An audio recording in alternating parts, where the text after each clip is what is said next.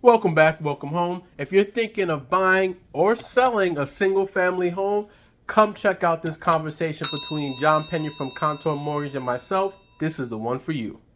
Getting people into houses, how is it? It's difficult.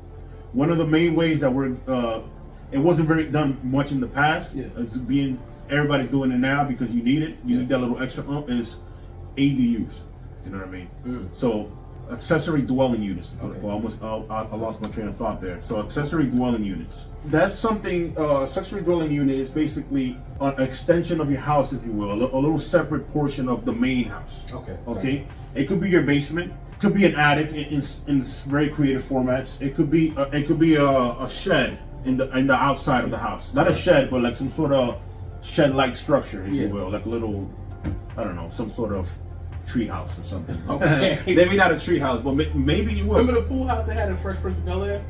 Exactly. Carlton and what was it? Could be like that. That's exactly what that is. Okay, yeah. So accessory dwelling unit has to have its own way of entering the property. Okay. Right? You have to. You shouldn't be able to go into somebody's living room to get into your house. You should be able to just open your door. You're in your living room. You're in your house. From the outside. So from the outside, you gotta be able to go into that unit by itself without disturbing the main side. Gotcha. Right? Has to have his own kitchen. Okay. Has to have his own bathroom. All right, it's gotta be living space. It has to be it has to have proper livable space. You know what I mean? Gotcha. Livable area, if you will. Doesn't have to be a bedroom per se. It just could be like a studio. Okay. A studio type of thing.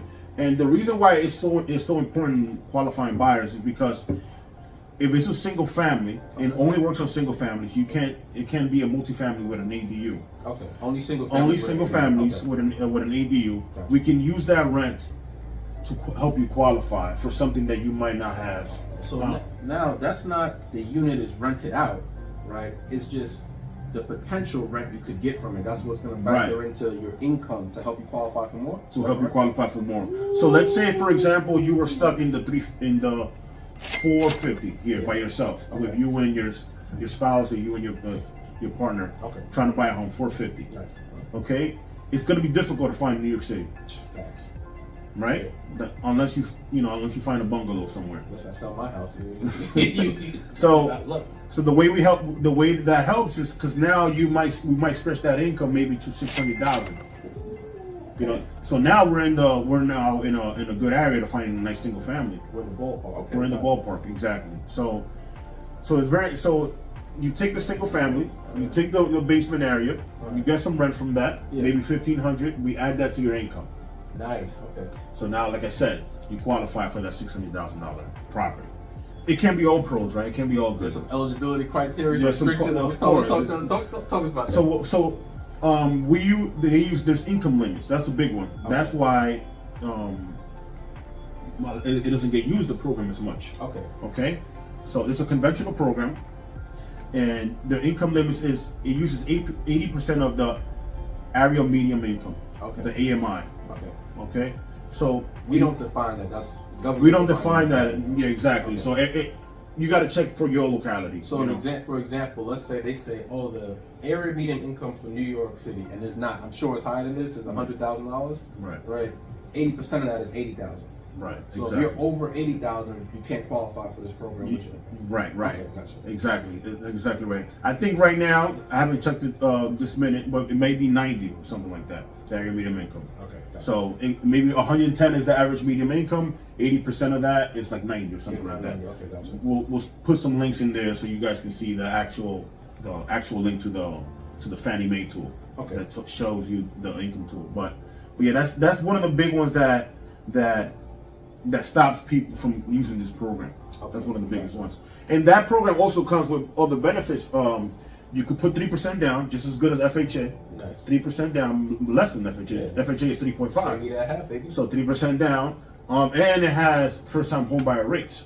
But you can combine it with other assistance programs out there. If you come with something else from somewhere else, you can come in. You could, like, for example, down payment assistance programs like Home First. Okay, you can buy Home First and other stuff. And all the other good stuff. You can combine it. All right, cool. All right. So that's definitely a possibility. Now you said 80% AMI. If they say that the rent for the ADU is $2,000, are they using all that towards the income? Nah, so usually they want to account for vacancy rate. Okay. They do 75% of it. So you take the rental times 0.75, and that's going to be the rate that they qualify. So if they say, oh, it's 2,000, we could rent it for theoretically, they're going to 75% of that. It's 1,500, so they're going to say 1,500 a month extra income for you gets added to you, so you can qualify for more. Right. And get that single family property. Exactly. So let me ask you this then. This is an interesting question. For this ADU program, can you, if the basement is not legalized, right, but it's set up as a living space, which is most of New York City from what we have basement, that's a lot of us. Can you still use this program or not? Yeah, so it's legal. It has to be, those conditions that we outlined in the past. Okay. Okay. It has to have the kitchen and all that, the good stuff. Bathroom, separate entrance. It has to have those conditions met. But then even if the city doesn't say, oh, it's a livable space, can you still use it? Yes, you can. Woo! Yes, you can. There's certain programs that there's two different programs that allow for this. Yeah. They're both conventional. Okay. Fannie and Freddie. One of them allows for illegal. Quote unquote. Because the thing about it is the city knows that everyone does it, right? It's usual and customary. I don't know nothing, y'all. It's usual. I don't know nothing. It's usual and customary. Every single, and it's almost like it's not that it's illegal, but it's not written down.